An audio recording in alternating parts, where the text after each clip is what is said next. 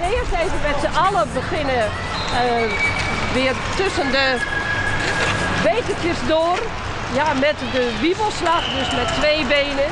En dan kan het even weer wennen. We zullen niet te veel rondjes maken, want de eerste keer krijg je heel veel kramp in de kuiten meteen. Hè?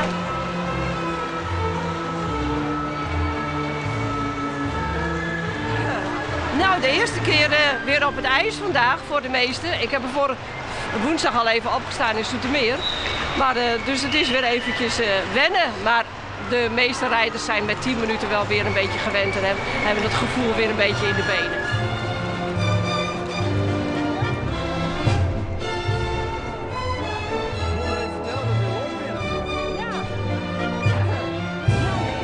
Ja, dit is eigenlijk de schoonrijslag. Dus eigenlijk wat je op 1 been rijdt.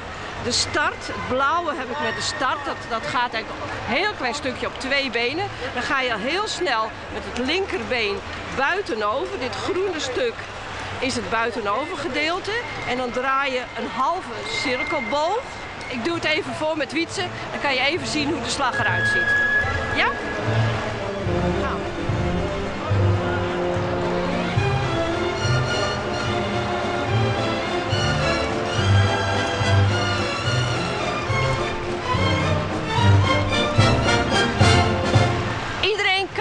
Kan het leren en ook nog als je met 50 begint of 60 is het ook nog te leren. Dus iedereen kan het leren. Zelfs jullie kunnen na een kwartier al een heel klein beetje schoonrijden. We nemen jullie bij de arm en dan glij je vanzelf weg. Lukt het hartstikke goed.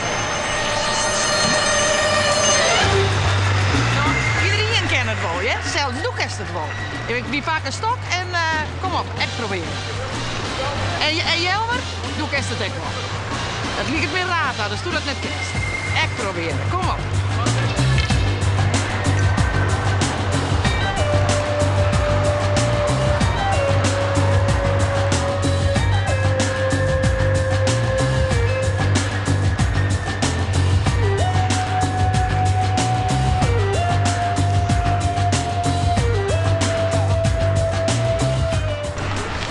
Pauze is, dan nemen we wel even een bakje koffie. We halen een thermoskantje mee, dus dan zitten we nog even bij te kletsen. En dat is gewoon heel gezellig.